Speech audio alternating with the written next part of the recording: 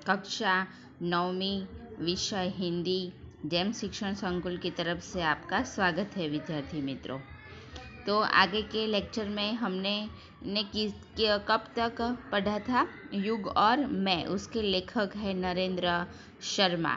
तो विद्यार्थी मित्रों, आज हम लोग का मानव को ईश्वर बनना था, वहाँ से हम पढ़ेंगे।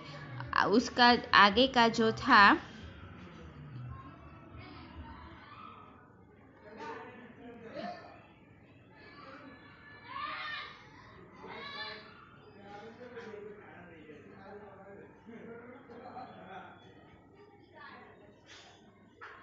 तो विद्यार्थी मित्रों, उसके आगे का जो लेक्चर था हमने वहाँ हाथ बने किस लिए, करेंगे भू पर मनुज स्वर्ग निर्माण, बुद्धि हुई किस लिए कि डाले मानव जग जड़ता में प्राण, आज हुआ सबका उल्टा रुख मेरा उल्टा पास क्या, वहाँ तक हमने पढ़ा था। तो विद्यार्थी मित्रों, आज हम उसके आगे पढ़ेंगे। तो उसमें क्या बताया गया था, एक बार रिवीजन कर लेंगे ना आगे का, युग और में। तो हाथ बने किस लिए, तो हाथ किस लिए होते हैं? हाथ मेहनत करने के लिए होते हैं। तो भगवान ने स्वर्ग जैसी दुनिया बनाई है और बुद्धि भी, हाथ भी दिए है, बुद्धि भी दी है। तब हमें क्या करना है, उसमें सिर्फ मेहनत करनी है। तो मनुष्य को मेहनत करके ये जो दुनिया है वो कैसी बनानी है, स्वर्ग जैसी बनानी है। तो उसके बाद में आता है मानव को ईश्वर बनना था, निखिल सृष्टि वश में लानी, काम अधूरा छोड़कर रहा आत्मघाती मानव ज्ञानी, सब झूठा हो गए निशाने, तुम मुझसे छूटे तो क्या। એટલે શું કહે છે કે મનુષ્ય ઈશ્વર બનવાના પ્રયત્નો કરે છે। સૃષ્ટિ દરેક મનુષ્યને એવું હોય છે કે સૃષ્ટિ આપણે શું કરીએ, આપણા વશમાં કરી લઈએ, બરાબર। તો કહે છે કે વિદ્યાર્થી મિત્રો, મનુષ્યને ઈશ્વર, જો મનુષ્ય એ ઈશ્વર બનાવવાના પ્રયત્ન કરે તો મનુષ્ય કંઈ બાકી મૂકે નહીં। તો કહે છે કે મનુષ્ય કેવો બની જાય છે, આત્મહત્યાની પ્રવૃત્તિમાં પડી ગયો છે।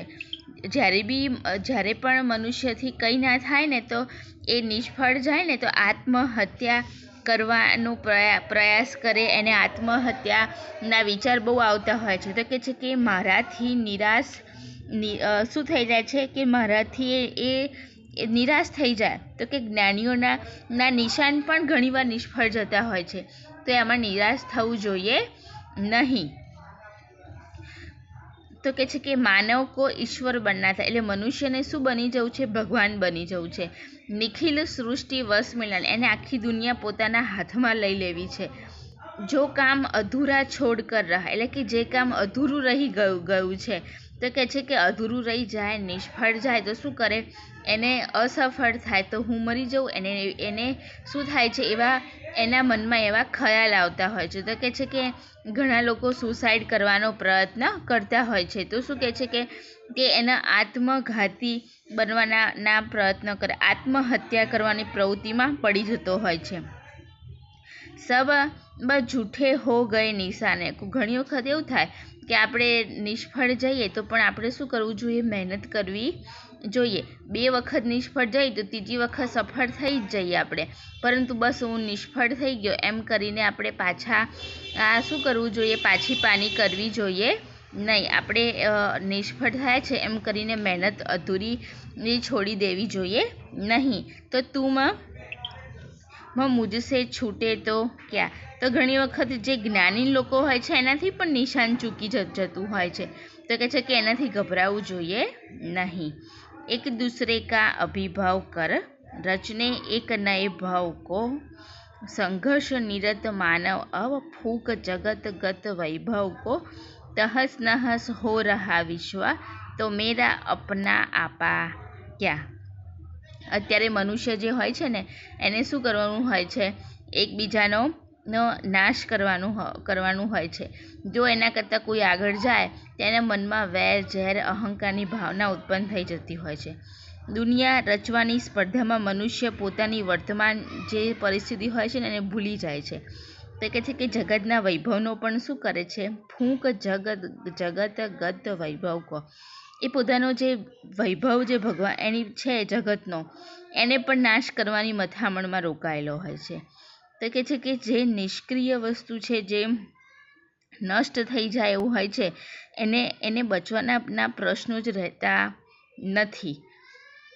तो युग और मैं जो काव्य है उसमें क्या बताता है, वो जो अपना है वो उस है, जो उसमें वो क्या करता है, उसको मालूम नहीं होता कि मेरे पास क्या है. जो नहीं है ना उसके पीछे दौड़ता रहता है.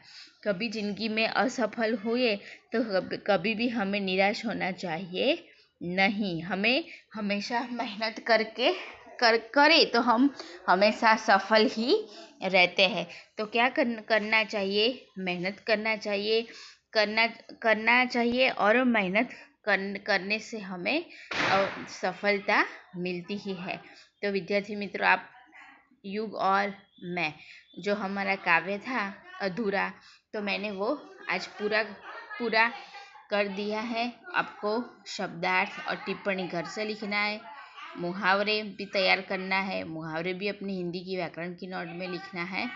उसके बाद स्वाध्याय है. तो उसके बाद क्या करेंगे, स्वाध्याय के प्रश्नों में आपको समझा देती हूँ. आप क्या करना और घर पे लिख देना. सही बात है. तो आप हमारा ये युग और मैं क्या होगा, वो कंप्लीट हो जाएगा. तो विद्यार्थी मित्रों, हम मुहावरे लिखना और तैयार भी करना, शब्दार्थ भी तैयार करना. चलो हम स्वाध्याय की ओर जाते हैं. स्वाध्याय में पहला प्रश्न है, प्रस्तुत कविता के रचनाकार का नाम बताइए. क्या है उसका नाम? प्रस्तुत कविता के रचनाकार का नरेंद्र शर्मा. पहला प्रश्न था. दूसरा है, गगन और धरती से क्या हो रहा है? गगन और धरती से आग के क्या होते हैं? आग बरसती है ना धरती पर, आग के गोले बरसते हैं धरती पर और ज्वालाएं बहुत सी निकलती है. और तीसरा है कि 7 समंदर में, तीसरा प्रश्न है हमारा कि 7 समंदर में क्या हो रहा है? तो 7 समंदर में हिंसा की आग में पानी खोल रहा है. चौथा प्रश्न है कि यह जो काव्य है उसके शीर्षक का समानार्थी शब्द दीजिए. आपको शीर्षक के समानार्थी शब्द के सिवा आपको क्या दे, उस ऐसे बोले कि पर्यायवाची शब्द लिखिए. तो समानार्थी हुआ ना, वही पर्यायवाची हुआ.